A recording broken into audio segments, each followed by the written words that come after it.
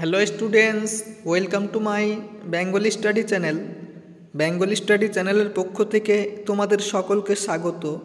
প্রিয় মাধ্যমিক শিক্ষার্থী বন্ধুরা, আজকের ক্লাসে আমি তোমাদের জন্য আলোচনা করব সদ্য যে মাধ্যমিক পর্ষদ টেস্ট পেপার প্রকাশিত হয়েছে সেই পর্ষদ টেস্ট পেপারের ইতিহাস বিষয়ের প্রথম সেট অর্থাৎ পেজ নাম্বার 154 পেজে যে সমস্ত এসএকিউ প্রশ্ন রয়েছে সেই সকল এসএকিউ প্রশ্ন তোমাদের সামনে আমি এখন নিখুঁত নির্ভুলভাবে সমাধান করব। তাই তোমরা যারা আমার এই চ্যানেলে ভিডিও দেখছো তারা অবশ্যই আমার এই চ্যানেলটিকে সাবস্ক্রাইব করবে এবং পাশে থাকা বেল আইকন বেলটি প্রেস করে অল নোটিফিকেশন অন করে দেবে, যাতে করে আমার ভিডিও ছাড়ার সঙ্গে সঙ্গে সবার আগে তোমাদের কাছে পৌঁছে যায়। তাই দেরি না করে চলো শুরু করি আজকের মূল আলোচনা। তোমাদের যে এসএকিউ প্রশ্ন লিখতে হবে 16টি, সেটি তোমাদের বিভাগ ক্ষয়ে থাকবে। মোট 16টি প্রশ্নের উত্তর দিতে হবে 16 নম্বর। তার মধ্যে তোমাদের উপবিভাগ রয়েছে। উপবিভাগ 2-এর 1 পয়েন্ট থেকে তোমাদের 4টি প্রশ্নের উত্তর দিতে হবে 4 নম্বর।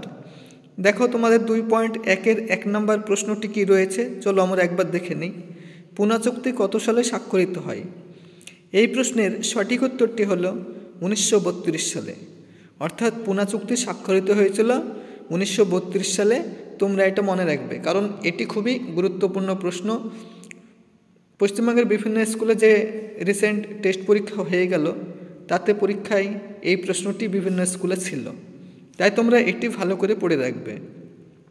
পরের প্রশ্ন 2.1-এর 2 নম্বর, বাংলা ভাষায় প্রকাশিত প্রথম সচিত্র গ্রন্থের নাম লেখো। তাহলে এই প্রশ্নের সঠিক উত্তরটি হলো অন্নদামঙ্গল। পরের প্রশ্ন 2.1-এর 3 নম্বর, ফরওয়ার্ড ব্লক কোন বছর প্রতিষ্ঠিত হয়? তাহলে এই প্রশ্নের সঠিক উত্তরটি হলো 1939 সালে। 1939 সাল আরও একটি তোমাদের জন্য বিখ্যাত। কেন সেটা তোমরা আমাকে কমেন্ট বক্সে জানাও। এই 1939 সালে কি হয়েছিল? পরের প্রশ্ন 2.1-এর 4 নম্বর, মতুয়া সম্প্রদায়ের প্রতিষ্ঠাতা কে? তাহলে এই প্রশ্নের সঠিক উত্তরটি হলো হরিচাঁদ ঠাকুর। উপবিভাগ 2.2-এ এখানে ঠিক বা ভুল তোমাদেরকে নির্ণয় করতে হবে 4টি, এর জন্য বরাদ্দ রয়েছে 4 নম্বর। তাহলে 2.1-এর 2.2-এর 1 নম্বর প্রশ্নটি চলো আমরা দেখে নিই।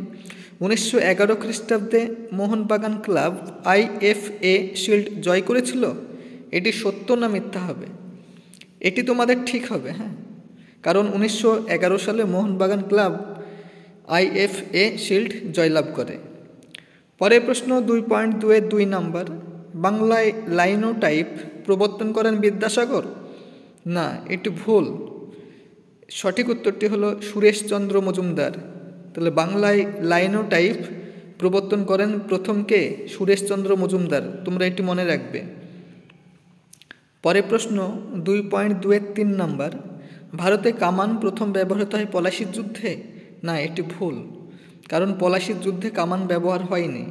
কামান প্রথম ব্যবহৃত হয়েছে পানিপথের প্রথম বিশ্বযুদ্ধ। তাহলে তোমাদের মনে রাখতে হবে পানিপথের প্রথম বিশ্বযুদ্ধ কত সালে হয়। তাহলে তোমরা মনে রাখবে পানিপথের প্রথম বিশ্বযুদ্ধ হয়েছিল 1526 সালে। তাহলে পানিপথের প্রথম বিশ্বযুদ্ধ কত সালে হয়? 1526 সালে। পরের প্রশ্ন 2.2-এর 4 নম্বর, ফরাজি একটি প্রাচীন উপজাতির নাম? এটি ভুল রয়েছে। উপবিভাগ 2.3-এ এখানে ক স্তম্ভের সঙ্গে খ স্তম্ভ মেলাও, মানে স্তম্ভ মেলানো, তার জন্য তোমাদের 4 নম্বর থাকবে। 2.3-এর 1-এ রয়েছে রাজা রামমোহন রায়। আমি তোমাদের উত্তরগুলো সঠিক করে দিয়েছি, পরপর পাশে পাশে লিখে তোমরা ভালো করে দেখে নেবে। রাজা রামমোহন রায় অ্যাংলো হিন্দু কলেজ এর প্রতিষ্ঠাতা। আশুতোষ মুখোপাধ্যায়, এটা হবে কলকাতা বিশ্ববিদ্যালয়। লেখাগুলো একটু এই সাইডে হয়ে গেছে, দেখে নেবে, কলকাতা বিশ্ববিদ্যালয়। হজরত মহল অযোধ্যা হবে। শিশির কুমার ঘোষ ইন্ডিয়ান লীগ হবে, ইন্ডিয়ান লীগ। এবারে তোমাদের উপবিভাগ 2.4-এ তোমাদের যে রেখা মানচিত্র রয়েছে ভারতবর্ষের, সেই রেখা মানচিত্রগুলি চিহ্নিতকরণ করতে হবে। এর জন্য তোমরা ম্যাপে চিহ্নিতকরণ করবে। এখানে 4টি থাকবে, 4 নম্বর বরাদ্দ রয়েছে। 2.4-এর 1 নম্বরে রয়েছে দেখো গুজরাটের সত্যাগ্রহ কেন্দ্র বারদৌলি। তাহলে গুজরাটের যে জায়গায় সত্যাগ্রহ কেন্দ্র হয়েছিল বারদৌলি, সেই বারদৌলিটা তোমাদেরকে চিহ্নিতকরণ করতে হবে ম্যাপে। 2.4-এর 2 নম্বরে রয়েছে নীল বিদ্রোহের কেন্দ্র নদিয়া, নদিয়া চিহ্নিতকরণ করতে হবে তোমাদের। 2.4-এর 3 নম্বর রয়েছে কোল বিদ্রোহের এলাকা ছোট নাগপুর, তাহলে তোমাদের ছোট নাগপুর চিহ্নিতকরণ করতে হবে।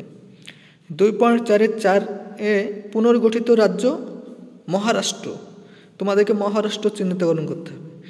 অভিভাগ 2.5-এ যাওয়ার আগেই তোমাদের উদ্দেশ্যে আমার কিছু কথা তোমাদের উদ্দেশ্যে। তোমরা যারা নতুন আমার এই চ্যানেলে ভিডিও দেখছো তারা অবশ্যই আমার এই চ্যানেলটিকে সাবস্ক্রাইব করবে, লাইক করবে, কমেন্ট করবে, কারণ তোমাদের সাবস্ক্রাইব, লাইক, কমেন্ট আমাকে নতুন নতুন ভিডিও বানাতে সাহায্য করবে। কারণ আমার চ্যানেলটি যেহেতু নতুন, আমার চ্যানেলটি যাতে গ্রোথ হয় ভবিষ্যতে এবং চ্যানেলটি যাতে অনেক সুদূর প্রসারী হয় এবং তোমাদের আমি বছরের পর বছর সাহায্য করতে পারি, সেই জন্য তোমরা অবশ্যই আমাকে সাপোর্ট করবে। তোমাদের সাপোর্ট আমি একান্তই কামনা করি।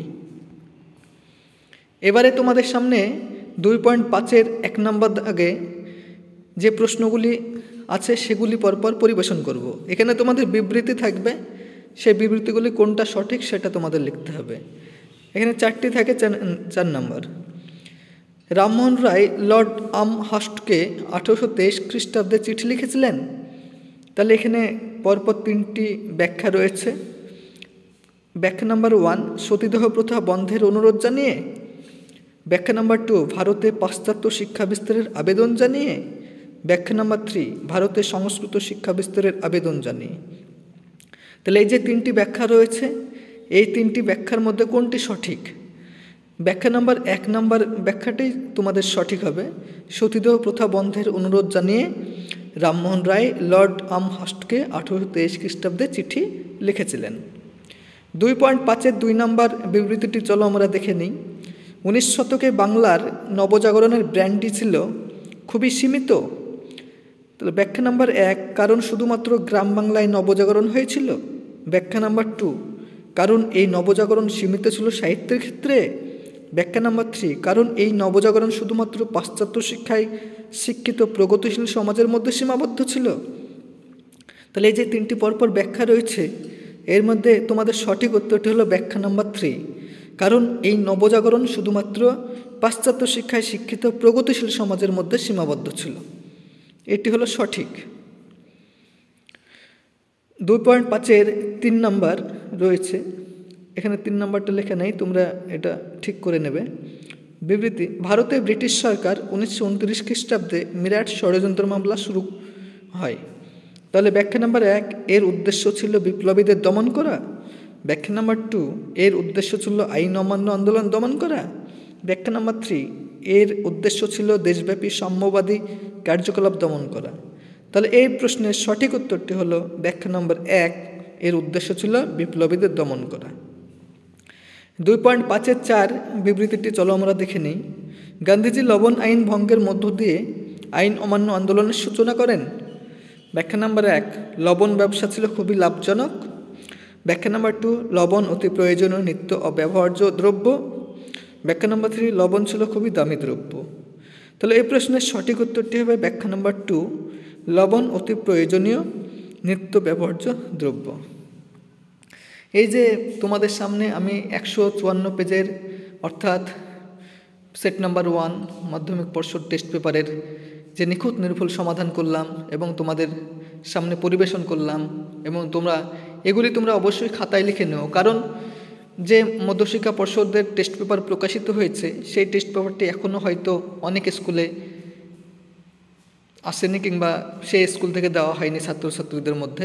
তাই তোমরা যারা এখনও টেস্ট পেপার পাওনি তারা অবশ্যই আমার এই ভিডিও থেকে তোমরা প্রশ্নগুলি খাতায় লিখে নাও এবং ভালো করে পড়ো, এবং প্রতিনিয়তই তোমাদের জন্য আমি সেট ওয়াইজ ভিডিও তোমাদের সামনে তুলে ধরব।